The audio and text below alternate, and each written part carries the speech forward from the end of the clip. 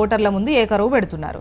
మీరు గతంలో ఇచ్చి చెయ్యనివి కూడా వాళ్ళు చెప్పుకొస్తున్నారు. అయితే ఇప్పుడు వాళ్ళు అధికారంలో ఉన్నారు, ఏమైనా పని కాస్త ఏదో అటో ఇటో జరిగితే అధికార పార్టీతోనే జరిగేటువంటి అవకాశాలు ఉంటాయి కాబట్టే కదా చాలా మంది ఎమ్మెల్యేలు ఈ పార్టీలు మారేది ఇటువంటి సాంప్రదాయానికి కూడా ముందుకు తీసుకెళ్తున్నారు. సో అధికారం ఉంది కాబట్టి ఇవన్నీ లెక్కల్లో ఎంతో కొంత మా వైపే ఉండేటువంటి అవకాశం ఉంది జూబ్లీ హిల్స్ ఓటర్లు అనేది కాన్ఫిడెన్స్ వాళ్ళలో ఉన్నది.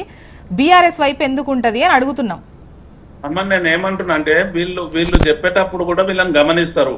ఈ 2 సంవత్సరాలు ఏం చేసిండ్రు, గతంలో 50 సంవత్సరాలు ఈ హైదరాబాద్ ఏ విధంగా దగా చేసిండ్రు, ఇవన్నీ వాళ్ళ ప్రజల కళ్ళ ముంగట్టున్నాయి. కాబట్టి వీళ్ళ దగ్గర పవర్ ఉన్నా కూడా వీళ్ళు చేయలేని వ్యక్తులు.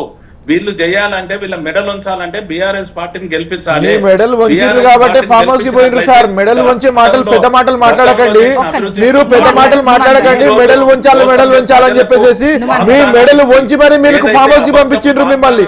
మళ్ళీ మీరు ఇటువంటి మాటలు మాట్లాడితే పర్మనెంట్ గా మిమ్మల్ని అక్కడే పెట్టేస్తారు. మిమ్మల్ని భూస్థాపితం చేస్తాం చెప్తున్నా నేను. 100% భూస్థాపితం చేస్తాం. మెడల్ వంచి ఏమన్నా ఒక్క నిమిషం నాగేందర్ గారు నేను మీ ద్వారా నేను విజ్ఞప్తి మాట్లాడతారండి అధికారాన్ని పట్టుకొని.